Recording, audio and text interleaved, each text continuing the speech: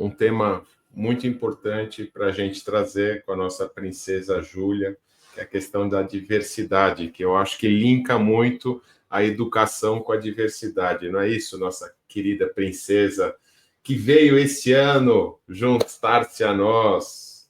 O que você traz para a gente hoje em relação a 2024, minha querida? Bom dia a todos. É sempre um prazer estar aqui com vocês. Bom, eu trouxe um balanço de o que eu acho que avançou no ano de 2024 no debate das questões de diversidade com o recorte da tecnologia, né? Diferente dos outros trends que eu participei, que eu trouxe muitos pontos positivos, porque eu sou uma pessoa dedicada em trazer as narrativas positivas do povo negro, do povo originário no Brasil. Dessa vez, para a gente fazer um balanço do ano de 2024, é importante pensar que a gente teve um ano, sim, de alguns avanços, mas ainda a diversidade é um desafio na área da tecnologia. A gente não pode achar que está resolvido uma iniciativa ou outra que é desenvolvida com muita seriedade por muitas pessoas e grupos que, inclusive, foram divulgados aqui o ano inteiro no Trends pelos colaboradores, né, pelos especialistas. Isso resolve um grande problema que a gente tem de falta de diversidade mesmo na área da tecnologia. Então, eu gostaria de trazer aqui, na verdade, começar com uma frase do Instituto IBM, que é o National Support Center for Persons with Disabilities, né, que são um centro que oferece recursos de acessibilidade para pessoas com deficiência. Eles são referência desde 1993 atuando nisso, e eles vão trazer que a tecnologia ela torna as coisas mais fáceis para as pessoas sem deficiência. E para as pessoas com deficiência, a tecnologia torna as coisas possíveis, né? Então, a gente vai ter aí as tecnologias assistivas, né? Que avançaram em 2024. Então, a gente teve leitores de tela melhores, tradutores simultâneos, né? Várias plataformas. A gente tem o pessoal do Quilombo PCD, que é um grupo de pessoas negras com deficiência que discutem justamente equipamentos, softwares e ferramentas que podem contribuir, né, para esse debate de inclusão digital das pessoas com deficiência. Entretanto, isso ainda não é suficiente. Eu considero que 2024 ele foi um ano de debates, em que a gente avançou em alguns debates relevantes, mas a gente tem um caminho imenso a percorrer, né? Sendo assim, eu destaco para vocês um dos pontos desse debate que cresceu em 2024, que foi o debate sobre racismo algorítmico.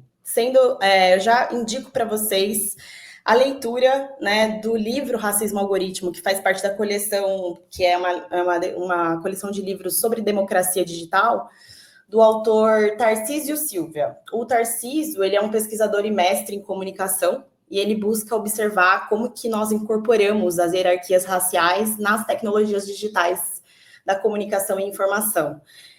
Você lê o Tarcísio e você percebe o quanto a nossa sociedade ela ainda vai precisar avançar muito nas questões, enquanto a gente não pensar que a todo momento nós estamos reproduzindo, né, esses comportamentos racistas nos nossos avanços tecnológicos, a gente vai ficar sempre com esses problemas, né, para resolver essas dicotomias, né. O racismo algorítmico, ele é uma manifestação contemporânea, né? Ele é um dos termos que a gente considera contemporâneos, igualmente o termo de racismo ambiental, que atualmente também, inclusive, foi mencionado, né, pela ONU na última assembleia que aconteceu. E o racismo algorítmico, ele é uma manifestação contemporânea que reproduz esse racismo estrutural, né? E que é traduzido em sistemas de inteligência artificial, algoritmos que reproduzem e até amplificam as desigualdades, né? Ele é um resultado de um ciclo onde dados históricos enviesados, decisões técnicas mal planejadas, falta de diversidade na programação e no desenvolvimento de sistemas criaram, então, um mundo, um território tecnológico discriminatório, né? Então, a gente vai ter esse ano diversas reportagens, muitas pessoas denunciando, né, por exemplo, a questão dos softwares de reconhecimento facial, que não reconhecem e tem grande dificuldade de reconhecer pele negra, justamente por não ter uma codificação em consonância, né, com essa diversidade de estrutura facial e tons de pele, né. Um exemplo disso, por exemplo, dentro do Rotas Afro, a gente reproduz, né, a gente faz estátuas, monumentos e histórias negras através da realidade aumentada e virtual. E esse ano a gente reconstruiu o busto, né, a imagem do Antônio Rebouças, que é um arquiteto negro extremamente relevante para a história do Brasil. E para nós foi um desafio compreender qual e de que maneira o tom de pele do Antônio Rebouças seria colocado nos nossos softwares, nos nossos sites que vão levar para as escolas, por exemplo, para várias crianças, inclusive crianças negras, aquela imagem, né? Então, é uma responsabilidade imensa, né? Pensar sobre isso, de como que a gente pode aumentar, né? E percorrer esses desafios, aumentando e resolvendo esses dados que muitas vezes são enviesados, né? Que não são enviesados hoje. Historicamente, os dados da população negra no Brasil são enviesados, né? A gente passa por um processo de colonização brasileira que não vai contemplar pessoas negras nas estatísticas, que vão ter dados, por exemplo, a própria lei de cotas, né? Ela foi revisada agora no último ano, e a gente tem um problema na lei de cotas, porque muitos brasileiros não conseguem compreender se são negros, pardos ou brancos. Então, olha que dificuldade, né? Que problema intenso que é pensar a questão racial no Brasil, né? Então, não tem como a gente pensar que na tecnologia isso seria diferente. Outro exemplo do racismo algorítmico é a questão de programas de recrutamento de inteligência artificial que são desenvolvidos com dados enviesados e acabam excluindo pessoas negras, né? Então, a gente teve um caso na Amazon que saiu há 2 anos atrás, se eu não me engano, e que representa, né, o quanto vai precisar caminhar muito e ter profissionais da área da diversidade diretamente relacionados com os profissionais da área da tecnologia, porque às vezes o setor da diversidade ele fica meio sem saber onde ele se encaixa nas empresas, nos grupos, né? Mas ele precisa ser transversal, porque pensar uma questão racial é pensar uma questão que vai atravessar todas as áreas, já que é um problema estrutural, né? Existe uma pesquisa do pessoal do Marco Zero. O Marco Zero é um site de jornalismo independente que busca descentralizar as informações. Eles são incríveis. E eles revelam que alguns conteúdos produzidos por criadores negros no YouTube tendem a gerar menos receita, né? E esse estudo sugere que esses algoritmos na plataforma podem estar contribuindo com essa disparidade mesmo, né? Refletindo esses preconceitos presentes na sociedade. Eu gostaria de trazer, para finalizar, um trecho de alguns links colocados em um dos artigos do Tarcísio, que ele vai falar um pouco sobre... Ele vai dividir em 5 grupos o racismo algorítmico, que são muitas informações. Ele vai definir, né, o racismo algorítmico em 5 categorias, né? Então, ele vai dizer que os sistemas de recomendação, eles fazem parte dessa estrutura racista. Então, a gente vai ter, por exemplo, sei lá, conteúdos transfóbicos no TikTok que impulsionaram outros conteúdos extremistas, racistas e violentos. E aí esse tipo faz parte de esse exemplo, né, faz parte de um tipo de sistema de recomendação racista. Outro exemplo é o processamento da linguagem, né? Então a gente vai ter, por exemplo, o próprio GPT-3 produzindo textos falsos contra a Etiópia, né?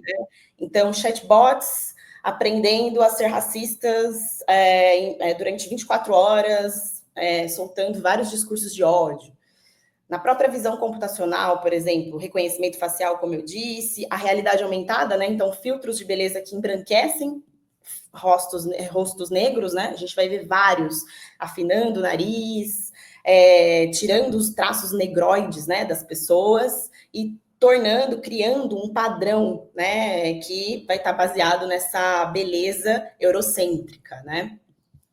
Outro grupo que o Tarcísio traz é a própria modelagem de categorias, como, por exemplo, categorias comportamentais, né? Então, a gente vai ter uma questão do próprio Facebook permitindo anúncios discriminatórios de americanos e asiáticos, mas nunca, aliás, permitindo vários anúncios discriminatórios e excluindo americanos, asiáticos disso, né? Então, a gente vai ver que existe um padrão de sempre fomentar um algoritmo que vai reforçar um discurso, né, de que a mazela do mundo e a mazela do Brasil, ela faz parte das minorias, né, criando um imaginário de destruição, de que o continente africano só tem fome, não produz tecnologia, e um grande problemão para a gente resolver, né.